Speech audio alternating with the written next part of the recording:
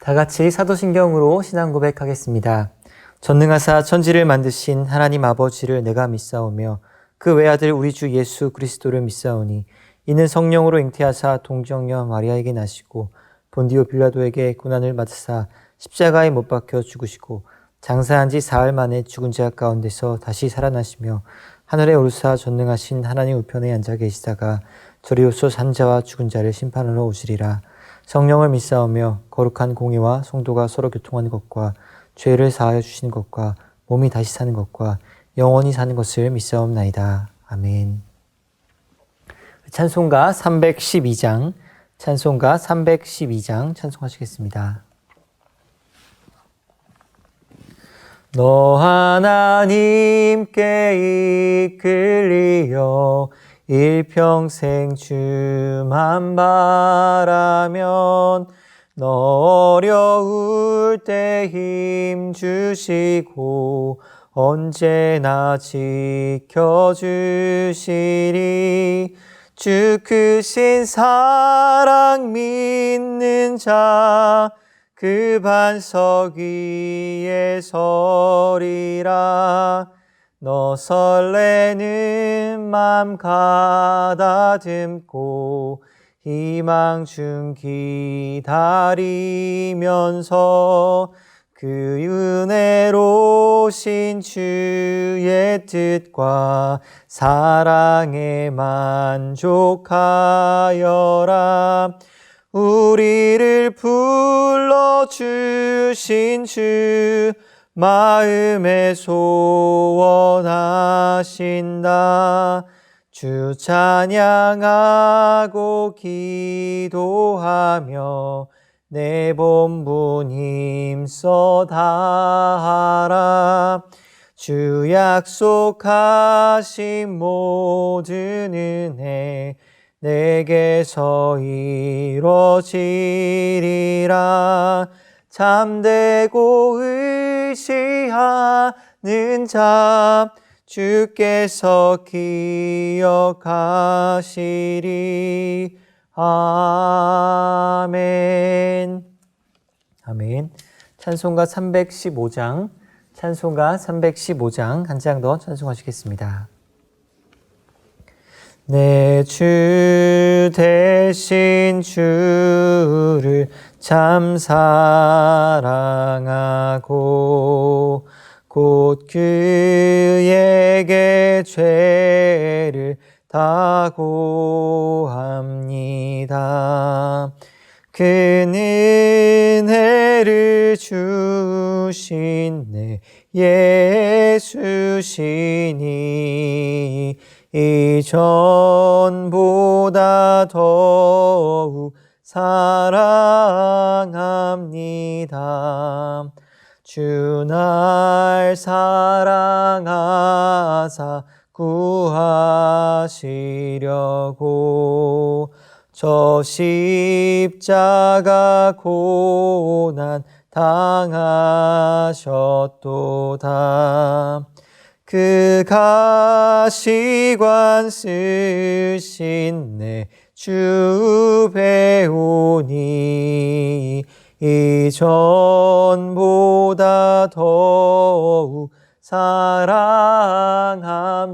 사랑합니다. 내 평생에 힘쓸 그 큰 의무는 주 예수의 덕을 늘 기림이라. 숨 쉴 때에까지 내 할 말씀은 이전보다 더욱 사랑합니다.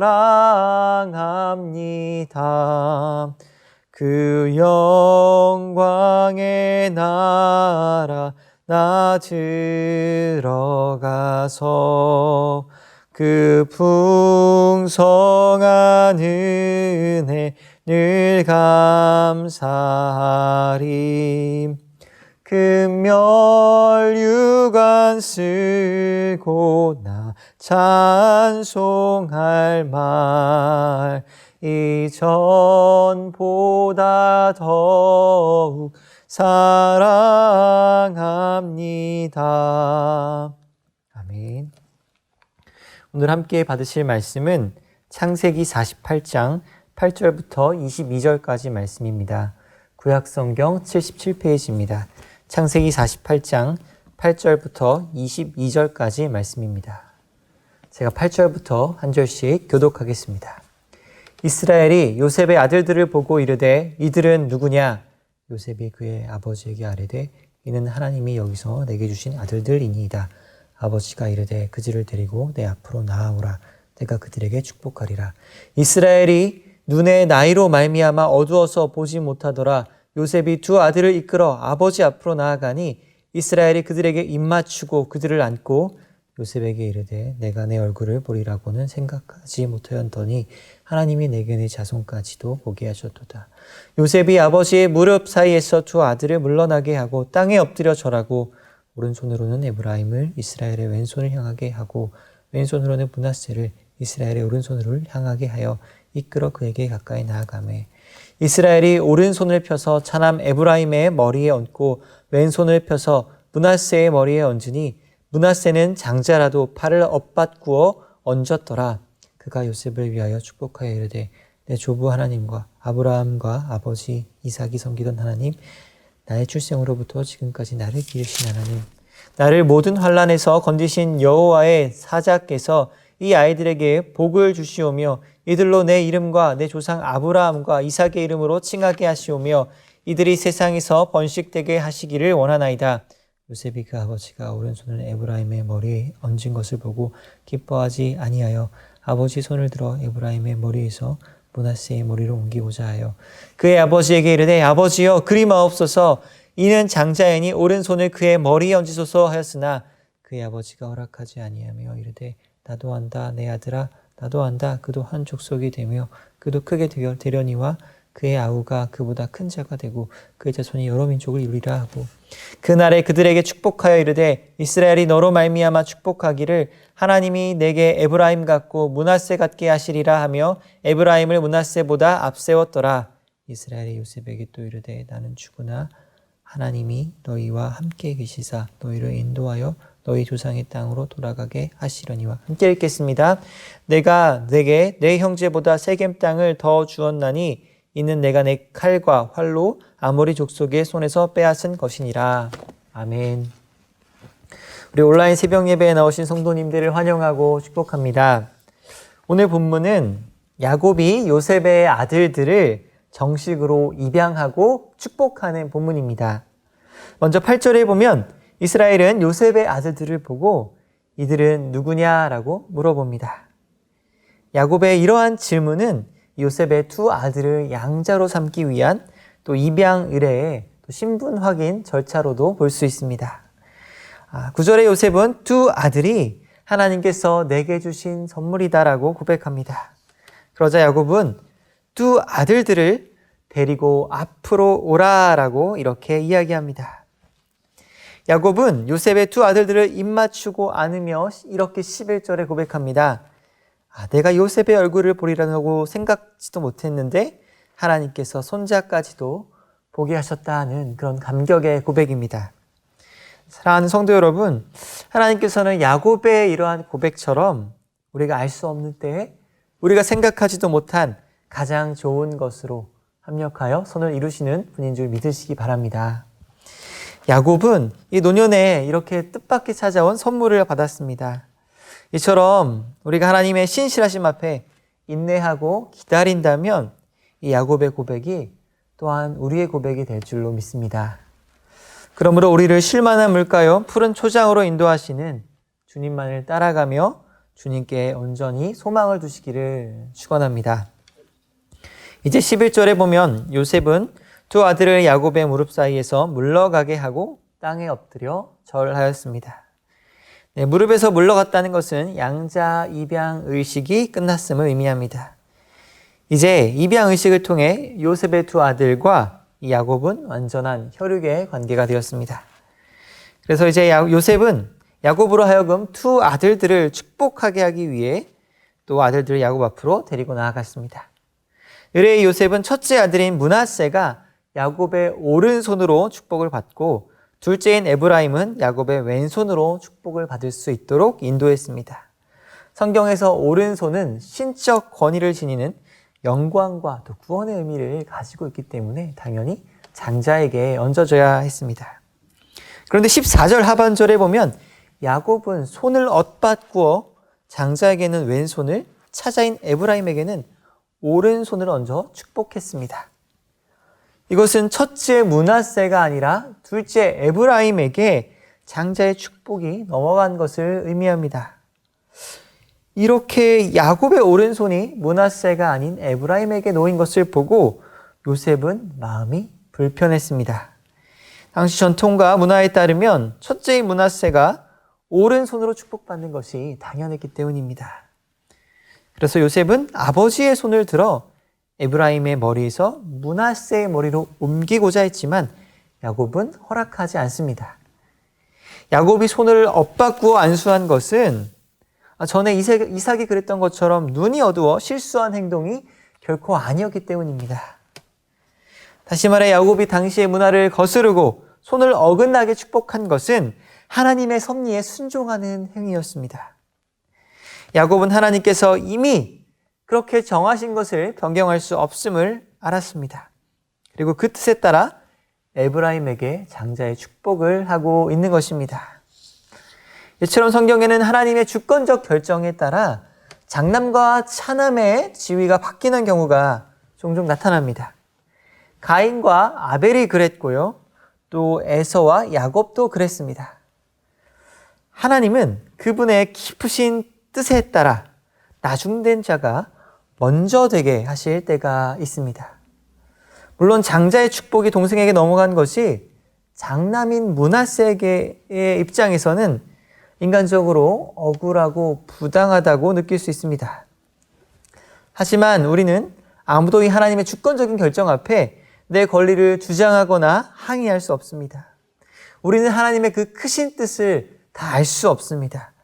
그리고 내가 받은 모든 것이 하나님께서 은혜로 주신 것이기에 아무것도 자랑할 수 없습니다. 오직 우리는 하나님의 결정 앞에 순종하는 피조물일 뿐입니다. 그러므로 하나님의 뜻에 순종하는 것이 결국 합력하여 선을 이루며 모두에게 최선의 결과를 가져온다는 것을 믿으시기 바랍니다. 21절에 보면 마지막으로 야곱은 요셉의 후손이 조상들의 땅으로 돌아갈 것을 이야기합니다.